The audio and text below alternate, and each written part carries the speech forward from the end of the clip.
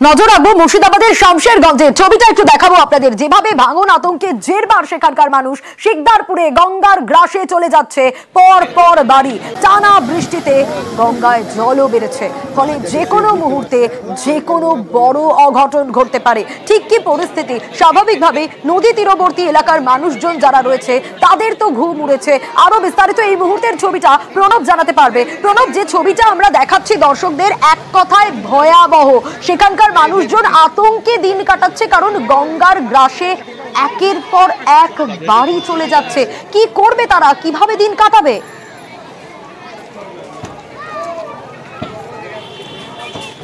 একদম তাই, সেই প্রশ্নটাই এখন বড় হয়ে দেখা দিচ্ছে। তোমার গত এক মাস ধরে গঙ্গার জলস্তর বৃদ্ধি পাওয়ার ফলে এক এক গ্রামে এক এক দিন করে তোমার এই ভাঙনের ফলে বাড়িঘর তলিয়ে যাচ্ছে। গতকাল রাত্রিবেলাতে শিকদারপুরে সেখানে 3টে বাড়ি তলিয়ে যায় এবং সকালবেলা থেকে আবারও ভাঙন শুরু হয়েছে এবং বেশ কয়েকটি বাড়ি তোমার ভেঙে যাওয়ার অপেক্ষায় রয়েছে এবং গ্রামের মানুষজন বাড়িঘরের শেষ সম্বলটুকু, তাদের বাড়ির যেটুকু অংশ পাওয়া যায় সেই অংশটুকু খুলে খুলে ভেঙে নিচ্ছে এবং তারপর তারা কোনো জায়গাতে মাঠের মধ্যে বা স্কুলের মধ্যে গিয়ে কিন্তু তারা অস্থায়ী ডেরা বাঁধছে।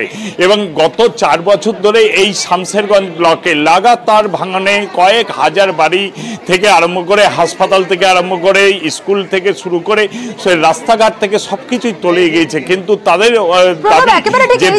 ভাঙন মানেই শামশেরগঞ্জের নাম বারে বারে উঠে আসে। প্রশাসনের তরফ থেকে কি কি ব্যবস্থা নেওয়া হচ্ছে এক্ষেত্রে?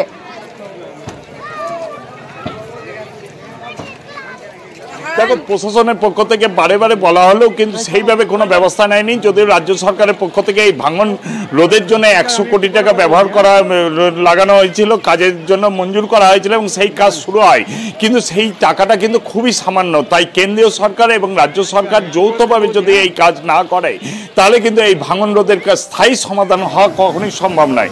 যদিও বর্তমানে তোমার এবার আরো একটা ছবি দেখাবো। গৌরেশ্বর নদী বাঁধে ধস, হাসনাবাদের বরুণহাট নদী বাঁধে ধস। আতঙ্ক সেখানকার মানুষের, কারণ বাঁধের মাটি তো ধুয়ে যাচ্ছে, ধুয়ে গিয়ে তার নদীতে মিশছে। অনুপমের কাছ থেকে জানবো আরো বিস্তারিত।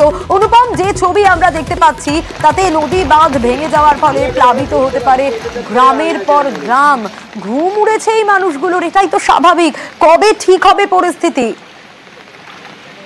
দেখো, এই যে হাসনাবাদের যে গৌরেশ্বর রয়েছে, সেই গৌরেশ্বর নদীর যে বরুণাট এলাকা, সেই বরুণাট এলাকায় প্রায় 50 ফুটেরও বেশি নদীর বাঁধে কিন্তু ধস নেমেছে এবং সেই নদীর বাঁধের ওপরে যে কংক্রিট ঢালাইয়ের যে রাস্তা, তার তলার থেকে মাটি সরে গেছে এবং যে বড় বড় গাছগুলো বাঁধের ওপরে ছিল সেই গাছগুলো পর্যন্ত সব নদীতে চলে গেছে।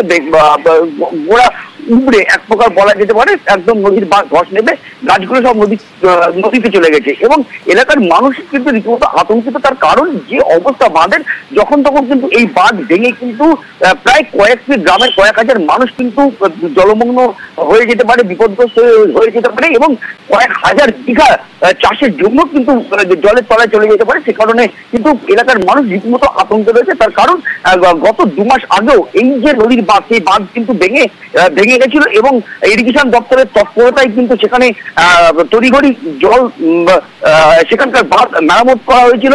কিন্তু 2 মাস পরেই কিন্তু আবার সেই একই ঘটনা ঘটেছে, যে কারণে কিন্তু এলাকার মানুষ পড়েছে। এই বাঁধ ভেঙে যাচ্ছে, নদীর ধারে বাড়ি, বাঁধটা একটু ভালো হলে ভালো হইতো। এই জল ঢুকে যাবে যে কোনো মুহূর্তে, গাছ ভেঙে গিয়েছে, আতঙ্কে আছে। এইখানে এই যে বারবার হচ্ছে বাঁধ দিয়ে যাচ্ছে, সে বাঁধটা ঢুসে চলে যাচ্ছে। আমাদের কখন ঘর বাড়ি চলে যাবে, কখন কি চলে যাবে আমরা বলতে পারিনি। আমরা চাই এখান থেকে কমপ্লিট বাঁধটা দিলেই ভালো হয়। নদীর বাঁধের অবস্থা তো খুবই খারাপ। আমরা আগে তো পঞ্চায়েত থেকে কাজ হতো, এখন তো এডুকেশনের কাজ ছাড়া কাজ হচ্ছে না, যেহেতু আমাদের 100 দিনের কাজ বন্ধ। সেই হিসাবে এখান থেকে 2-3 মাস আগে একটা ঝড় হয়েছিল, তাতে এখান থেকে ভেঙে গিয়েছিল। তারপরে আবার এডুকেশনের থেকে 1.5-2 মাস হয়েছে ওরা কাজ করে গিয়েছে, কিন্তু এখানে বারবার বাঁধ দেওয়া সত্ত্বেও এই বাঁধটা থাকছে না। এখানে গ্রামের মানুষের খুবই অবস্থা খারাপ। কাজটা যদি তাড়াতাড়ি হয় আমরা তাতে গ্রামের মানুষ উপকার হবে। যে ছবি দেখা যাচ্ছে চারিদিক জলমগ্ন, টানা বৃষ্টি। স্বরূপনগরের ছবিটা দেখাবো, চরমে ভোগান্তি, বিস্তীর্ণ এলাকায় জমা জলে নাভিশ্বাস মানুষের। অনুপমের কাছ থেকে জানবো, অনুপম, কত পরিবার, প্রায় হাজার হাজার পরিবার জলবন্দী রয়েছে, ত্রাণের কি ব্যবস্থা রয়েছে? হ্যাঁ দেখো, এই যে স্বরূপনগরের চারঘাট দিয়ারা এই এলাকাগুলো বেশ কিছুদিন ধরে কিন্তু জলমগ্ন হয়ে পড়েছে। একদিকে যেমন বৃষ্টির জল, আবার অন্যদিকে যে যমুনা নদী এবং নিচেমুখী নদীর জল, সেই জল কিন্তু এলাকায় ঢুকছে। ফলে জল কমা থেকে কিন্তু দিনকে দিন কিন্তু জল বেড়ে চলেছে, যার ফলে কিন্তু বেশ কয়েকটি গ্রামের কয়েক হাজার মানুষ কিন্তু জলমগ্ন হয়ে রয়েছে এবং কয়েক হাজার বিঘা জমি জলের তলায়। যার ফলে কিন্তু একদিকে যেমন কৃষকদের ক্ষতি হচ্ছে, তেমনই কিন্তু সাধারণ মানুষও কিন্তু জলের ভোগান্তি হচ্ছে তাদের। এবং এখানে যে একেবারে ভোগান্তি তো হবে, এটাই স্বাভাবিক। অবস্থা খুবই খারাপ, চারিদিকে পানি, বাচ্চা কাচ্চা নিয়ে খুব সমস্যায় আছি, খাওয়ার অসুবিধা, কাজ কাম করতে পারছি না। এই প্রায় 20 দিন বেশি জল উঠেছে, এখন এই জলের তলায় আসছি, তো ঘর পড়ে যাচ্ছে, সব টলা বেড়ে গেছি। জলমগ্ন হওয়ার পরে আমি এলাকা পরিদর্শন করে এসেছি। এসে আমি বিডিওকে জানিয়েছি যে দ্রুত ত্রাণের ব্যবস্থা করতে। উনি অল্প কিছু ত্রাণের ব্যবস্থা করেছিলেন, সেটা আমি বিতরণ করে দিয়েছি। আর পর্যাপ্ত পানীয় জল ও মেডিকেল ক্যাম্প আর ত্রাণের ব্যবস্থা করার জন্য উনি আমাকে আশ্বাস দিয়েছেন। আর এবার ময়নার একটা ঘটনার দিকে নজর রাখবো। নিয়ন্ত্রণ হারিয়ে বাড়িতে ধাক্কা দিয়ে দিল ট্রাক। প্রজাবার এলাকায় এই দুর্ঘটনা ঘটেছে। একেবারে কাখ ভরে বাড়িতে ধাক্কা, অল্পের জন্য রক্ষা পেয়ে গিয়েছে।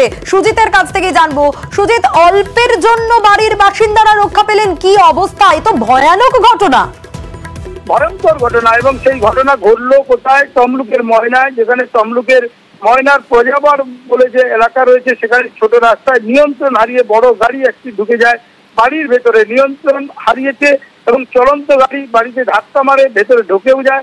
বাড়িতে থাকা মানুষজন অল্পের জন্য কোনো রকমে প্রাণে বেঁচেছেন, কিন্তু গোটা বাড়িটি ভেঙে ছুড়ে গিয়েছে এবং যেখানে মানুষজন আতঙ্কিত হয়ে গেছেন স্বাভাবিকভাবে। এবং ঘটনা ময়না, এবং সেখানে দেখা যায় আহত হয়েছেন যারা কাছাকাছি ছিলেন দৌড় করতে গিয়ে, এবং আতঙ্কিত মানুষজন যারা দেখতে পাচ্ছিলেন তারা রীতিমতো আতঙ্কিত হয়েছেন। এবং এই যে ঘটনা, সেই ঘটনার পরপরই মানুষ উদ্ধার কাজে হাত লাগায়, পুলিশকে খবর দেওয়া হয়, পুলিশ আসে, মানুষজন বেশ অল্পের জন্য রক্ষা বাড়ির বাসিন্দাদের। 4টার সময় একদম ঘুম থেকে ঠিক করে উঠে গেছি, বাচ্চা নিয়ে তুলবো না কি করবো, ঘর লড়ালড়ি এমন করে ঠেকি দেবে, কান সব তো পাইনি। এবং কি করে থাকবো আমরা, ঘর তো একদম বুঝে গেছে। হয়তো দেখছো তোমার রান্না সালে একটা কিছু চামচও